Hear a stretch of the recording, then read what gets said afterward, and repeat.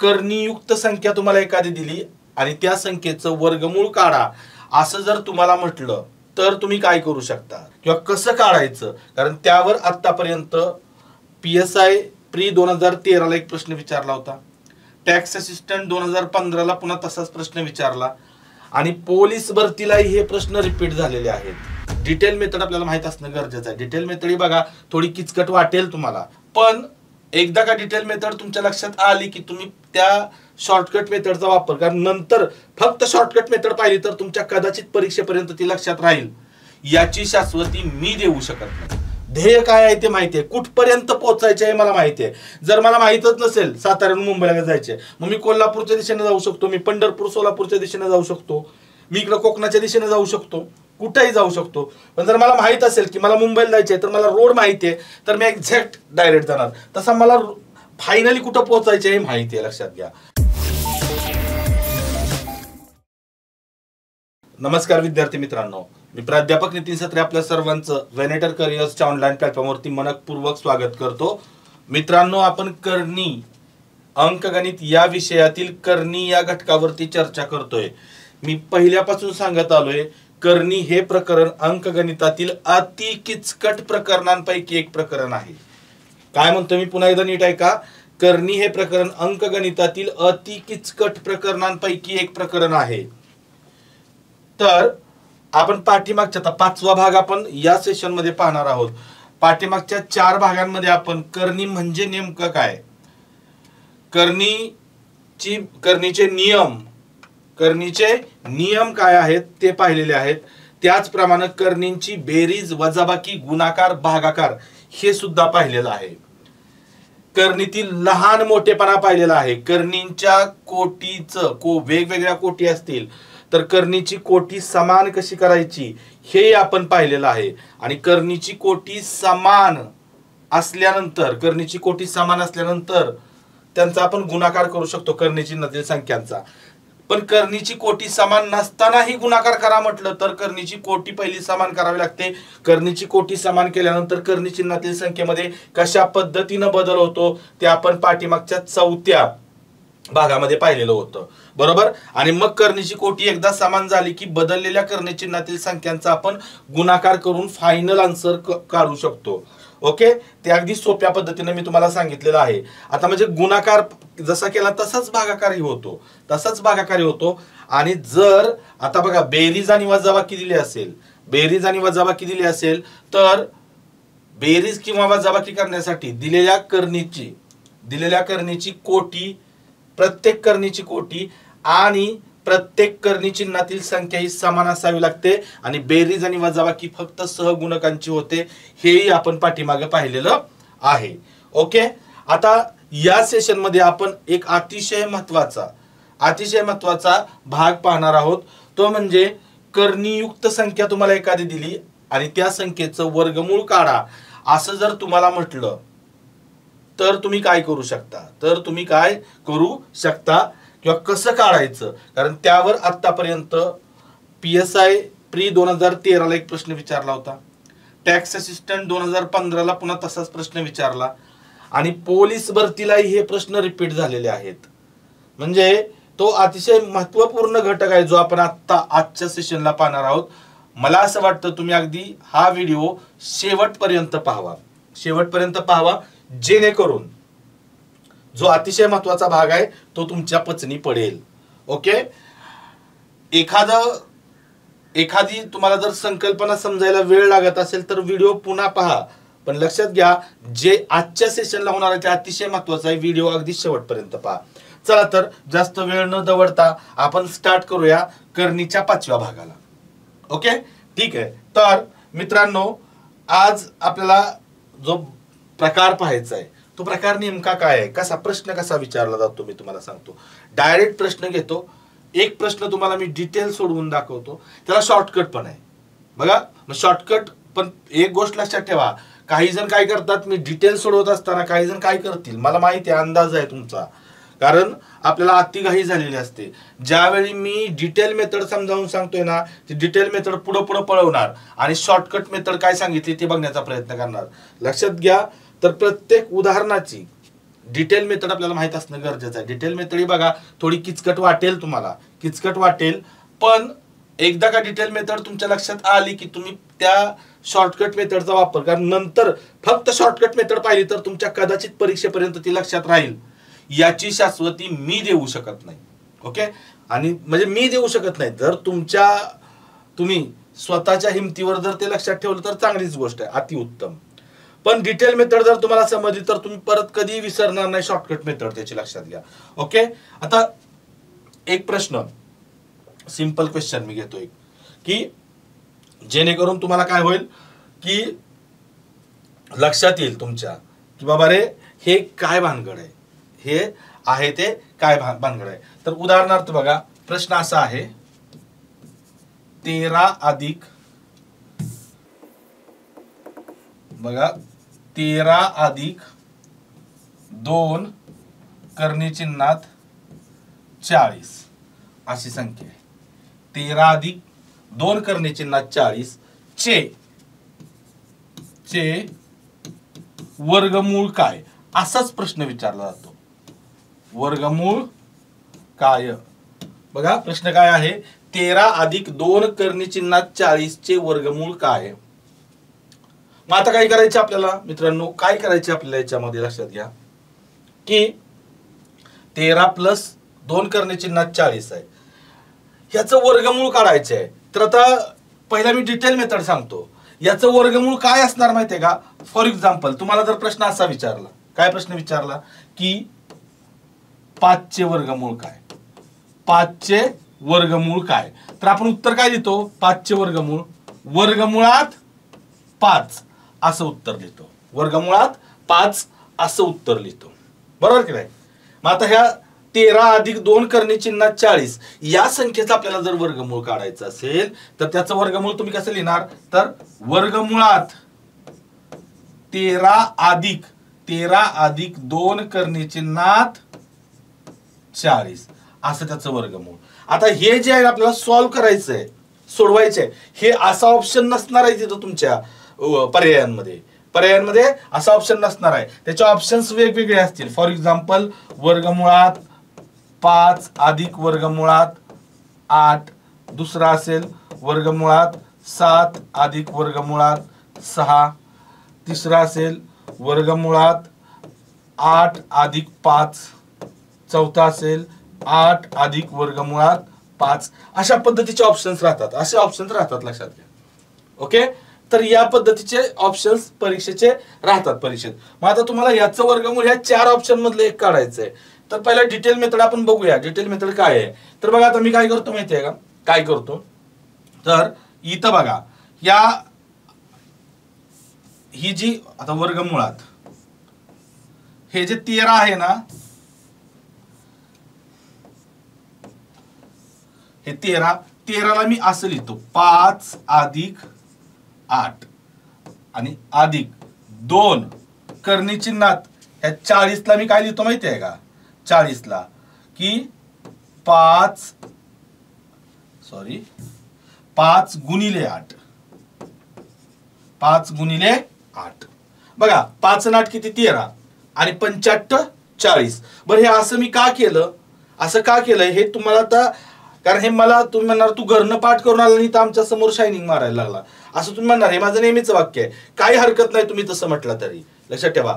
तर का, तर मला माहिती आहे कुठं जायचंय. तुम्हाला जर माहिती आहे बाबा की मला साताऱ्यावरून मुंबईला जायचंय, तर मला कसं जावं लागेल, साताऱ्यावरून नॅशनल हायवेला जावं लागेल, हायवेवरून मला पुण्याला जावं लागेल, पुण्यातून तसंच हायवेनी सरळ पुढं लोणावळा, पुढं हे पनवेल क्रॉस करत करत करत मला मुंबईला जायचंय. म्हणजे मला रोड मॅप माहिती आहे, अंतिम ध्येय काय आहे ते माहिती आहे, कुठपर्यंत पोहोचायचे आहे मला माहिती आहे. जर मला माहितच नसेल साताऱ्याहून मुंबईला जायचे, मग मी कोल्हापूरच्या दिशेने जाऊ शकतो, मी पंढरपूर सोलापूरच्या दिशेने जाऊ शकतो, मी इकडे कोकणाच्या दिशेने जाऊ शकतो, कुठेही जाऊ शकतो. पण जर मला माहित असेल की मला मुंबईला जायचे तर मला रोड माहिती आहे, तर मी एक्झॅक्ट डायरेक्ट जाणार. तसा मला फायनली कुठं पोहोचायचे हे माहिती आहे, लक्षात घ्या. मग आता बघा ह्याच 5ला मी कसं लिहू शकतो माहिती आहे का, बघा ह्या 5ला मी असं लिहू शकतो, करणी चिन्हात 5चा वर्ग. का लिहिलं ते पण लक्षात येईल नंतर तुमच्या. आणि ह्या 8ला मी काय लिहू शकतो माहिती आहे का, करणी चिन्हात 8 बघा इथं कर्णी चिन्हात 8 त्याचा वर्ग. ओके. आणि प्लस हे 2 कर्णी चिन्हात 5 गुणिले कर्णी चिन्हात 8. आता हे मी कशाप्रमाणे लिहिलं माहिती आहे मित्रांनो, तर कर्णीच्या नियमाप्रमाणे, कर्णीचा गुणाकाराचा नियम. बघा कोटी समान असताना ह्या दोघांचा गुणाकार करू शकतो की नाही आपण. 85 40 कर्णी चिन्हात 40, म्हणजे त्या कर्णीची मूळची किंमत मी बदलत नाही. त्या कर्णीची मूळची किंमत मी बदलत नाही, लक्षात घ्या. मग आता पुढे मी काय करतो बघा इथं, की हेच पुन्हा जरा थोडासा बदल करतो, म्हणजे इथं कर्णी चिन्हात 5 आणि त्याचा वर्ग आहे. आता मी हा पूर्ण घटक, आता बेसिक मध्ये आपण शिकलोय, आपण संख्यांची जागा बदल करू शकतो. संख्यांना उचलताना त्यांच्या पसाऱ्या सहित उचलायचं, चिन्हा सहित उचलायचं, असं मी बेसिक मध्ये शिकवलंय. मी काय करतो, हा पूर्ण गट आहे ना उचलून इथं घेतो. प्लस 2 कर्णी चिन्हात 5 गुणिले कर्णी चिन्हात 8 आणि प्लस हा गट उचलून इकडे ठेवतो, कर्णी चिन्हात 8 चा वर्ग. ओके, एवढं केलं. आता मी काय करतो बघा इथून, आता काय करतो मी, तर कर्णी चिन्हात 5 आहे ना, बघा लक्ष घ्या, कर्णी चिन्हात 5 ला मी ए मानतो आणि कर्णी चिन्हात 8 ला मी बी मानतो. डिटेल मेथड आहे, लक्षात ठेवा. काय आहे, डिटेल मेथड आहे. थोडासा त्रास होईल, पण बघा आता कर्णी चिन्हात 5 ला ए मांडलं आणि कर्णी चिन्हात 8 ला बी मांडलं. मग आता बघा इथं काय झालं माहिती आहे काय, इथं कर्णी चिन्हात 5 आहे की नाही, कर्णी चिन्हात 5 म्हणजे ए, कर्णी चिन्हात 5 चा वर्ग आहे, म्हणजे इथं काय झालं, ए चा वर्ग. काय झालं, ए चा वर्ग अधिक हे 2 आहे असं घेतो. कर्णी चिन्हात 5 म्हणजे काय, ए आहे, आणि कर्णी चिन्हात गुणिले कर्णी चिन्हात 8, कर्णी चिन्हात 8 म्हणजे बी आहे. आणि ह्या फॉर्मॅट मध्ये तुमच्या लक्षात येतं. आणि पुन्हा कर्णी चिन्हात 8 म्हणजे काय आहे, बी आहे. प्लस इथं प्लस चिन्ह आहे असं घेतो, आणि कर्णी चिन्हात 8 म्हणजे बी आहे, तर इथं बी चा वर्ग, बी स्क्वेअर. बघा ए स्क्वेअर प्लस ट्वाइस बी प्लस बी स्क्वेअर, कशाचा फॉर्म्युला आहे हा, तर हा फॉर्म्युला आहे ए प्लस बी ब्रॅकेट स्क्वेअरचा, बरोबर की नाही. म्हणजे इथं काय झालं माहिती आहे का बघा, तर ए प्लस बी ब्रॅकेट स्क्वेअर असं आलं, बरोबर का. आता इथं कोटी 2 आहे, काहीच नाही, त्यावेळी लक्षात ठेवा. वर्गमूळ आहे. आता वर्गमूळ, आता बघा इथं जर कर्णीची कोटी आणि कर्णीचा घात समान असेल, तर मी तुम्हाला नियम पहिल्या नियमात, म्हणजे दुसरा नियम शिकवला होता, ऍक्च्युअली तो दुसरा नियम आहे, पण पहिल्या नियमावर आधारित आहे. तर कर्णीची कोटी आणि कर्णीचा घातांक समान असेल तर पुरा सांगाडा निघून जातो आणि फक्त कर्णी चिन्हातली संख्या उत्तरात येते. हा पूर्ण कंसाचा दुसरा घात आहे की नाही, हा कंस फक्त शिल्लक राहतो. म्हणजे याचं उत्तर काय येतं माहिती आहे का, ए प्लस बी. काय उत्तर येतं, ए प्लस बी. मग आता लक्षात घ्या, ए ची किंमत काय आहे, वर्गमुळात 5, प्लस बी ची किंमत काय आहे, वर्गमुळात 8. त्यामुळे ह्या प्रश्नाचं उत्तर काय आलं, कर्णी चिन्हात 5 अधिक कर्णी चिन्हात 8 म्हणजे स्क्वेअर 5 √5 प्लस √8. म्हणजेच ह्याचं उत्तर काय आलं, ऑप्शन नंबर 1 उत्तर आलं. ऑप्शन नंबर 1 आलं लक्षात.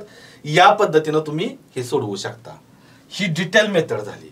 ही डिटेल मी अशा पद्धतीनं फोल्ड करत आलो. आता याची तुम्हाला मी शॉर्टकट मेथड सांगतो. शॉर्टकट मेथड काय बघा, शॉर्टकट मेथड अशी आहे की तुम्ही एक 5 सेकंदात, मी किती म्हणतो एवढं सगळं करायला वेळ लागणार आहे, हे लक्षात यायला पण वेळ लागणार आहे, 5 सेकंदात. आता ही शॉर्टकट मेथड आली कुठून, ढगातून पडली का, तर नाही, ह्या डिटेल मेथड वरून चालले. लक्षात घ्या, तुम्हाला गणिताचा कोणताही माणूस, कोणताही शिक्षक काही सांगो, कुठलाही, लक्षात ठेवा, प्रत्येक, म्हणजे माझ्या सहित मी इतर शिक्षकांना असं हे म्हणत नाही की बाबा ते वाईट आहेत किंवा काय, पण कोणी काही सांगो, शॉर्टकट मेथड ही डिटेल मेथड वरूनच तयार झालेली असते. शॉर्टकट मेथड काय ढगातून पडलेली नसते, ती डिटेल मेथड वरूनच तयार झालेली असते. आणि तुम्हाला फक्त शॉर्टकट मेथड सांगितली काय होतं माहिती, विद्यार्थ्यांना लक्षात घ्या, तुम्हाला फक्त शॉर्टकट मेथड सांगितली जाते, तुम्हाला छान वाटतं शॉर्टकट मेथड, मी तुम्हाला याची शॉर्टकट मेथड फक्त सांगू शकतो, फक्त 5 सेकंदात उत्तर कसं काढायचं, ही शॉर्टकट मेथड मी सुद्धा तुम्हाला सांगू शकतो. तुम्हाला वाटणार मास्तर भारी आहे, लक्षात घ्या, पण मी भारी नाही. जर तुम्हाला फक्त मी शॉर्टकट मेथड सांगतोय ना, तर माझ्यासारखा वाईट मास्तर दुसरा कोणीच नाही, लक्षात ठेवा. का, तर मला शॉर्टकट मेथड येते, जमते, मी कदाचित घरनं पाठ करून आलो असेल, म्हणून मला तुम्हाला सांगायला जमते. पण त्याच्यापेक्षा जास्त की किंवा ती शॉर्टकट मेथड मला कधी वापरता येते, कारण मला ही डिटेल मेथड माहिती आहे म्हणून मला शॉर्टकट मेथड जमत असते. मग तुम्हाला सुद्धा जसं मास्टर सारखंच, कुठलाही मास्टर फक्त शॉर्टकट मेथड सांगत असतो की नाही, तो तुम्हाला फक्त शॉर्टकट मेथड सांगत असतो, पण त्याला मात्र स्वतः मास्टरला त्याची डिटेल मेथड माहित असते म्हणून तो तुम्हाला शॉर्टकट मेथड चांगल्या पद्धतीने समजावून सांगू शकतो.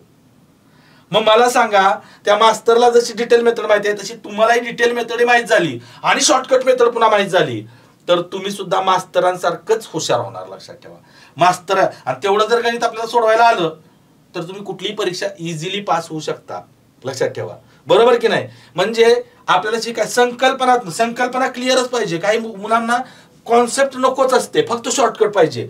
फक्त शॉर्टकट ज्यांना हवे असते की नाही, लक्षात घ्या, त्यांचा एक पाय धोक्याच्या सीमेमध्ये आहे, एवढं लक्षात ठेवा. कारण का, फक्त शॉर्टकट मेथड तुम्ही जर शिकला तर परीक्षेपर्यंत त्या तुमच्या लक्षात राहत नाहीत. हा माझा अनुभव सांगतो, लक्षात घ्या. मी अगदी बेंबीच्या डेटापासून सांगतोय. का तुम्हाला सांगतोय, तर हीच सत्य परिस्थिती आहे, हीच वास्तव परिस्थिती आहे. फक्त शॉर्टकट मेथड वरती गणित सोडवता येतं, ही भाकड कथा लक्षात ठेवा. अफवा, शुद्ध अफवा. ओके, तर बघा, हे उत्तर आपण काढलं या डिटेल मेथडनं. आता शॉर्टकट मेथड मी तुम्हाला सांगतो. शॉर्टकट मेथड काय आहे बघा, तर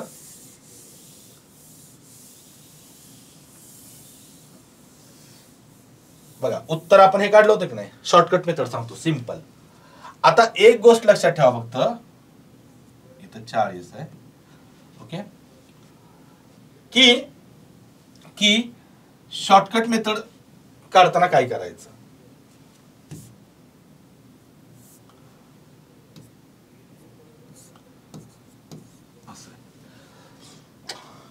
तेरा प्लस, फक्त एक गोष्ट लक्षात ठेवायची की जर तुम्हाला ह्या प्रकाराचा प्रश्न विचारला की अमुक अमुक संख्येचं वर्गमूळ काय, त्यामध्ये एक करणे दिले असते आणि एक संख्या पूर्ण दिली असते, असं जर प्रश्न विचारला ना, तर एक गोष्ट आपल्याला फिक्स करायची आहे. ती म्हणजे काय, तर लक्षात ठेवा की या उदाहरणात हे पहिलं उदाहरण आहे. हे पहिलं उदाहरण आहे म्हणून मी काय केलंय, इथं बाहेर 2 ठेवलंय. इथं 2 असेल ना तर अतिउत्तम. मी काय म्हणतोय, इथं जर 2 असेल तर अतिउत्तम. पण जर इथं 2 नसेल, या करणीच्या जी करणी त्यामध्ये त्या करणीच्या बाहेर जर 2 नसेल तर तुम्हाला ते आणावं लागतं. कसं आणावं लागतं, तर ह्या आतल्या संख्येची फोड करून, उदाहरणार्थ 40 ची फोड 4 गुणिले 10, तर ते 4 बाहेर आणायचं. लक्षात घ्या. आणि ते 4 बाहेर आणल्यानंतर काय होतं, तर 4 ज्यावेळेस तुमचं बाहेर येतं ना, त्यावेळी 4चं म्हणजे उदाहरणार्थ हे असं असेल समजा 40, आणि इथं बाहेर 2 दिलंच नसेल. आता इथं दिलंय, तर ह्या 40 ची फोड अशी करायची, 4 गुणिले 10. आता हे 4 ज्यावेळी बाहेर येतं की नाही, तर 4चं वर्गमूळ काय येतं 2 आणि कर्णी चिन्हात काय राहतं 10. अशा पद्धतीने ह्याची फोड करायची. म्हणजे कर्णी चिन्हाच्या बाहेर 2 असलंच पाहिजे. आता इथं ऑलरेडी आहे, 40 ची फोड करायची गरज नाही. नसेल 2 बाहेर तर मात्र काय करायचं, 40 ची फोड करायचीच. ओके, आता बघा मग काय करायचं, त्यानंतर अशा 2 संख्या शोधायच्या. ज्या 2 संख्यांची बेरीज, मी काय म्हणतोय, ज्या 2 संख्यांची बेरीज ही बाहेरची संख्या आली पाहिजे आणि त्या 2 संख्यांचा गुणाकार ही कर्णीतली संख्या आली पाहिजे. अशा 2 संख्या शोधायच्या आणि सापडतात त्या लगेच सापडतात. त्याला काही जास्त ताण घ्यावा लागत नाही. अशा 2 संख्या कोणत्या आहेत, ज्यांची बेरीज 13 येईल आणि त्यांचा गुणाकार 40 येईल. अशा 2 संख्या कोणत्या आहेत, तर 5 आणि 8. ह्यांची बेरीज बघा, 5 आणि 8 13, आणि ह्या दोघांचा गुणाकार 85 40 आला की नाही. मग ह्या 2 संख्या अशा काढल्या की नाही, तर ह्या 2 संख्या, आता बघा डायरेक्ट उत्तर कसं काढायचं आहे, अशा 2 संख्या शोधायच्या ज्यांची बेरीज ही बाहेरची संख्या आणि गुणाकारी कर्णीतली संख्या आली पाहिजे. अशा 2 संख्या आपण शोधून काढल्या 5 आणि 8, आणि त्या 2 संख्यांना फक्त कर्णीचं चिन्ह टाकायचं, डायरेक्ट कर्णीचं चिन्ह टाकायचं आणि त्यांच्यामध्ये हे जिथं मधलं चिन्ह असेल ना ते घेऊन टाकायचं. हे आपलं फायनल आन्सर येतं. 5 सेकंदात उत्तर निघतं. किती, 5च. 13 बेरीज आणि 40 गुणाकार येणाऱ्या 2 संख्या कोणत्या आहेत, लक्षात घ्या. 2 संख्या 5 आणि 8. 5 आणि 8 13 45 40. ह्यांना कर्णी टाका आणि इथलं चिन्ह जे असेल तिथं टाकून द्या. वर्गमुळात 5 अधिक वर्गमुळात 8, हे आलं उत्तर आपलं. सोपं आहे की नाही, आहे की नाही. बघा तुम्ही विचार करा, अतिशय सोपं आहे. आता मी जर तुम्हाला एखादा प्रश्न विचारला, खात्री आहे मला, खात्री आहे प्रश्न इथं मी लिहितोय तोपर्यंत तुमचं उत्तर तयार असणार. प्रश्न लिहितोय तोपर्यंत तुमच्या प्रश्नाचं उत्तर तयार असणार याची मला खात्री आहे. ओके, चला मी प्रश्न देतो. हे समजलं असेल तुम्हाला, शॉर्टकट झटक्यात 5 सेकंदात उत्तर निघतं. 5-6 सेकंद सुद्धा लागत नाही. ओके, तर बघा पुढचा प्रश्न काय आहे की 7 अधिक 2 करणे चिन्हात 12. काय प्रश्न आहे? 7 अधिक 2 करणे चिन्हात 12 चे वर्गमूळ काढा. चला याचं वर्गमूळ काढायचे. मला माहिती आहे व्हिडिओ पॉज करायचा, तुम्ही उत्तर काढायचं आणि तुम्ही अगदी बरोबर उत्तर काढणार. आलंही असेल तुमचं उत्तर, आलं करेक्ट. जे तुम्ही उत्तर काढलंय ते अगदी बरोबर आहे, एकदम सही आहे, एकदम सही आहे. ऑप्शन सुद्धा द्यायची गरज नाही, ऑप्शनकडे बघायची गरजच नाही तुम्हाला अशा प्रकारच्या प्रश्नात. तर काय करायचे आता लक्षात घ्या. 5 सेकंदात उत्तर कसं काढणार? अशा 2 संख्या शोधायच्या आपल्याला ज्याची बेरीज, कारण इथं ऑलरेडी 2 आहे बघा, इथं मी अजून पण बघा इथं 2 देतोय. यात अजून प्रश्नाचा प्रकार बदलेल, हाच प्रश्न वेगळ्या पद्धतीने थोडा तुम्हाला विचारला जाईल. आता बघा अशा 2 संख्या शोधायच्या आहेत ज्यांची बेरीज ही बाहेरची संख्या आणि ज्या 2 संख्यांचा गुणाकार ही आतली कर्णीतली संख्या. अशा 2 संख्या कोणत्या आहेत ज्यांची बेरीज 7 येईल आणि गुणाकार 12 येईल. अशा संख्या कोणत्या आहेत? कोणत्या आहेत तर 3 आणि 4. कोणत्या आहेत? 3 आणि 4. बघा 3 ची 4 ची बेरीज किती आली? 7, बरोबर. आणि 3 चा 4 चा गुणाकार किती आला? 12. एवढ्याच शोधायचे आहेत. आणि ह्या 2 संख्यांना आपल्याला वर्गमूळ काढायचे की नाही, वर्गमूळाचं चिन्ह टाकून द्यायचं आणि ह्यांच्यामध्ये हे जे मधलं चिन्ह असेल ते हे आपलं काय झालं मित्रांनो, तर हे आपलं फायनल आन्सर झालं. वर्गमुळात 3 अधिक वर्गमुळात 4. फायनल म्हणता येत नाही, यात अजून थोडा बदल होतोय. काय बदल होतोय? तो सोपा बदल आहे. हेच उत्तर आहे, उत्तर हेच आहे, फक्त ऑप्शन मध्ये असं असेल किंवा कसं असेल. हे वर्गमुळात 3 अधिक 4 चं वर्गमूळ किती असतो? 4 कोणाचा वर्ग आहे? 2 चा. तर वर्गमुळात 4 च्या ऐवजी 2 देतील. ओके, असं असेल किंवा अजून कसं असेल? वर्गमुळात 3 अधिक 2 किंवा 2 अधिक वर्गमुळात 3. कसं आहे असं? कारण बेरजे 3 अधिक 2 केलं तरी 5 येतं आणि 2 अधिक 3 केलं तरी 5 येतं. बेरजेमध्ये मागं पुढे आपण लिहू शकतो. म्हणजे वर्गमुळात 3 अधिक 2 असेल किंवा 2 अधिक वर्गमुळात 3 अशा पद्धतीनं उत्तर असेल. आणि हे उत्तर मला माहिती आहे, खात्रीशीर तुम्ही काढलेलं आहे तुम्ही उत्तर. बघा तुम्हाला माझ्या गोष्टी आता पटत असतील की 5 सेकंद उत्तर निघतंय, वादच नाही. पण फक्त शॉर्टकट मेथड हा लक्षात ठेवा, हा रेतीतला दगड आहे. फक्त शॉर्टकट मेथड म्हणजे रेतीतला दगड आहे. त्याच्यावर जर तुम्ही पाय ठेवून उभा राहिला आणि तुम्हाला वाटलं की मी सुरक्षित आहे, तर तुम्ही अजिबात सुरक्षित नाही. तो रेतीत घसरू शकतो, तुम्हाला पाडू शकतो, रेतीत तुम्हाला डबऱ्यात घालू शकतो, खड्ड्यात घालू शकतो. फक्त शॉर्टकट. त्यामुळे तुम्हाला संकल्पना तुमची क्लिअर असणं गरजेचं आहे, कॉन्सेप्ट क्लिअर असणं गरजेचं आहे. लक्षात ठेवा, जो कॉन्सेप्च्युअल अभ्यास करतो तो परीक्षेपर्यंत, नाहीतर काय होतं शॉर्टकटनं, मग ते काय होतं परीक्षेत आणि तुमच्या अभ्यासात 2-3 दिवसाचा जरी फरक पडला ना, गॅप पडला ना मध्ये, कारण काय होतं परीक्षा जवळ आली की आपण काय करतो GSचं वगैरे वाचत बसतो भरपूर. एका दुसऱ्या दिवसाचा गॅप पडला ना की मग परीक्षेत तुमचा गोंधळ होण्याची शक्यता असते. त्यामुळं कॉन्सेप्ट क्लिअर असल्या ना की महिन्याचा गॅप पडू द्या, तुमच्या ते लक्षात राहतच. जर तुमचं प्रॅक्टिस चांगलं असेल तर. फक्त कॉन्सेप्ट क्लिअर करून चालत नाही, प्रॅक्टिस पण लागतं. नाहीतर एखादा म्हणजे मी कॉन्सेप्ट क्लिअर करतो आणि 2 वर्षानं परीक्षा द्यायला जातो, मला नाही, प्रॅक्टिस लागते, प्रॅक्टिस करावंच लागते. लक्षात ठेवा, प्रॅक्टिस पर्याय नाही, त्याला सरावाला पर्याय नाही. ओके, अजून एक प्रश्न. चला पुढचा प्रश्न लगेच. आता बघा, कारण ह्यात थोडा प्रश्न थोडा बदलून पण विचारला जाऊ शकतो. आता बघा एक प्रश्न मी याचा घेतो, PSI प्री 2013 ला विचारलेला.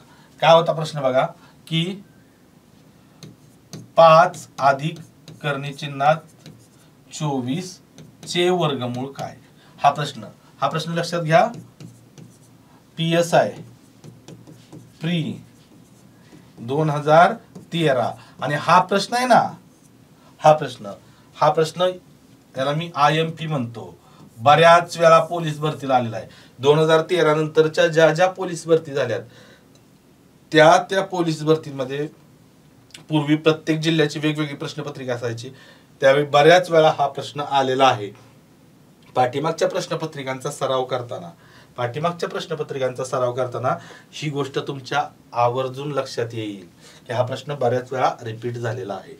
काय उत्तर असेल तुम्ही काढू शकता याचं? 5 अधिक करणे चिन्हात 24.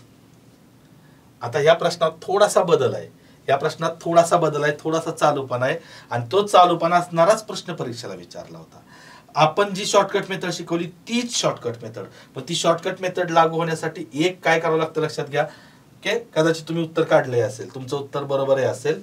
ओके, तर आता बघा मी काय म्हटलं होतं, आपली शॉर्टकट आपण कधी वापरू शकतो? आपली शॉर्टकट आपण त्याच वेळी वापरू शकतो ज्यावेळी या कर्णी चिन्हाच्या बाहेर काय असेल? 2 असेल, 2. पण इथं आता 2 नाहीये.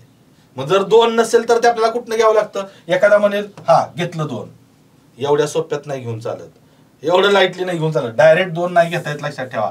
तर आपल्याला ते 2 कुठून घ्यावं लागतं माहिती आहे का? तर ते आपल्याला असा प्रश्न होता, 5 अधिक करणे चिन्हात 24. तर ह्या 24 ची फोड अशी करायची की त्या 2 संख्यांचा गुणाकार आतमध्ये 4 आलं तर वर्गमुळात 4, 4चं वर्गमूळ काय होतं? 2, ते बाहेर निघतं. मग 24 हा 4 सोबत गुणाकार केला तर 4च्या किती पट 24 आहे? 6 पट. 4 सक्क 24. मग मी याला फक्त काय करतो माहिती आहे का? इथं बघा 5 अधिक करणे चिन्हात 4 गुणिले 6, 4 सक्क 24. आणि मग हे 4 बाहेर आले की 4चं वर्गमूळ काय होतं मित्रांनो? 5 अधिक हे 4चं वर्गमूळ 2 आणि करणे चिन्हात 6.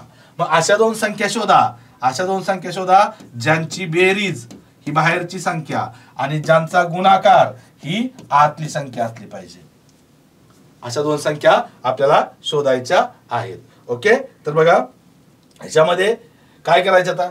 तर अशा 2 संख्या कोणत्या येतो? ज्यांची बेरीज 5 येईल आणि गुणाकार 6 येईल.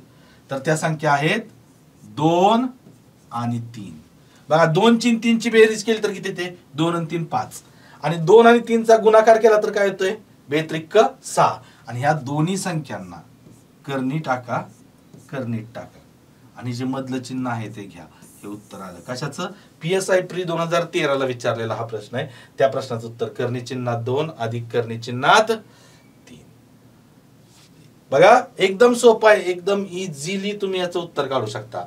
म्हणजे मला तर माहिती आहे, खात्री आहे मला की तुमचा हा प्रकार क्लिअर झालेला आहे. अजून एक प्रश्न याच्यावरती बघा, टॅक्स असिस्टंट 2015 ला विचारला होता. टॅक्स असिस्टंट 2015 ला विचारला होता. तो तुम्ही कसा सोडवताय? आता त्याची मला थोडीशी हे आहे की प्रश्न जमेल तुम्हाला, त्यात काय वादच नाही. म्हणजे बघा प्रश्न असा आहे,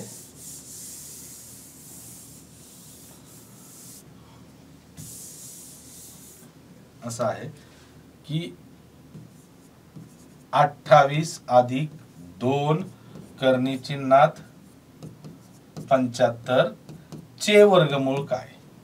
बघा 28 अधिक 2 करणी चिन्हात 75 चे वर्गमूळ काय? ओके, हा प्रश्न टॅक्सला विचारलेला प्रश्न आहे, लक्षात ठेवा. टॅक्स असिस्टंट 2015 ला हा प्रश्न विचारलेला होता. काय तर 28 अधिक 2 करणे चिन्हात 75 चे वर्गमूळ काय? हाही प्रश्न महत्वाचा आहे, कारण लक्षात घ्या पोलीस भरतीला पाठीमागं MPSC न विचारलेले प्रश्न बहुतांश वेळा रिपीट होतात, कॉपी पेस्ट होतात. त्यामुळे हा प्रश्न आपल्या दृष्टीने महत्वाचा आहे. आणि ह्याचं उत्तर मला खात्रीशीर माहिती आहे, तुमचं उत्तर तयार झालेलं आहे. फक्त बघा तुमच्या उत्तरात थोडासा एक बदल करायचा राहू शकतो कदाचित. आता बघा, आता ऑलरेडी इथं 2 दिले त्यांनी, त्यामुळे त्रास कमी. बघा परीक्षेला विचारलेल्या प्रश्नातच त्यांनी काय केलंय, अगोदर PSI प्री 2013 ला जो प्रश्न विचारला होता त्यामध्ये इथं 2 दिलं नव्हतं, ते आपण आतनं काढलं होतं. आता इथं ऑलरेडी 2 दिलेलं आहे, बरोबर. मग अशा 2 संख्या शोधायच्या आहेत की ज्यांची बेरीज ही बाहेरची संख्या आणि ज्यांचा गुणाकार ही आतली संख्या आली पाहिजे. अशा 2 संख्या कोणत्या आहेत? अशा 2 संख्या ज्यांची बेरीज 28 आणि गुणाकार 75. बरोबर आलं लक्षात तुमच्या? तर कोणत्या त्या 2 संख्या आहेत? तर 25 आणि 3. 25 आणि 3 लक्षात घ्या. 25 आणि 3 ची बेरीज केली तर ती 28 येते. आणि 25 आणि 3चा गुणाकार केला तर तो किती येतोय 75 येतोय. किती येतोय 75. मग ह्या दोघांना टाका कर्णीमध्ये, ह्या दोघांना कर्णीमध्ये टाका आणि मधलं चिन्ह आहे असं. ओके, तुम्ही असं उत्तर काढलं असेल बरोबर. पण ऑप्शन मध्ये मात्र असं उत्तर नव्हतं. का बरं, का बरं असं उत्तर नसेल ते तुमच्या लक्षात आलं का? तर अगोदर मी सांगितलं होतं बघा, एका प्रश्नाला 4 आलं होतं, पहिल्याच प्रश्नाला कर्णी चिन्हात 4 आणि त्याचं वर्गमूळ निघत होतं. इथं वर्गमुळात 25 आहे म्हणजे 25चं वर्गमूळ निघतंय.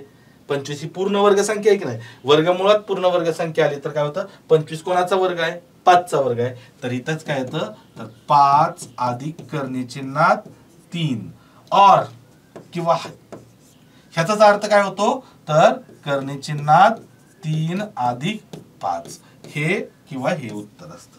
ओके, या दोन्हीचा अर्थ एकच आहे, बेरजेत पाठीमागे पुढं होऊ शकतं बरोबर.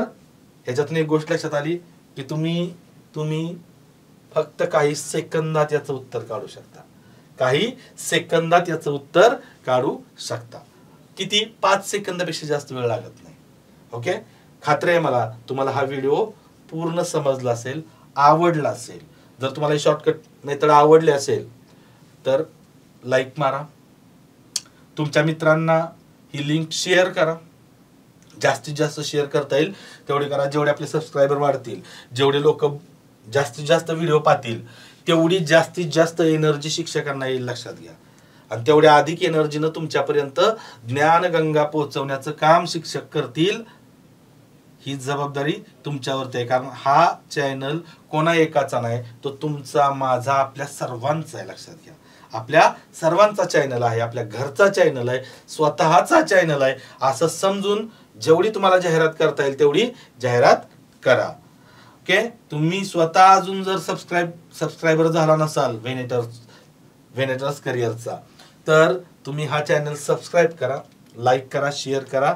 ओके, आजच्या या सेशनमध्ये आपण इथंच थांबतोय. पुढच्या सेशनमध्ये आपण या कर्णी या घटकावर कोणकोणत्या प्रकारचे प्रश्न विचारले जातील ते प्रश्न घेऊन आपण पुन्हा भेटणार आहोत नवीन सेशनमध्ये. तात्पुरता आपण या सेशनमध्ये इथंच थांबतोय. धन्यवाद. Thank you so much.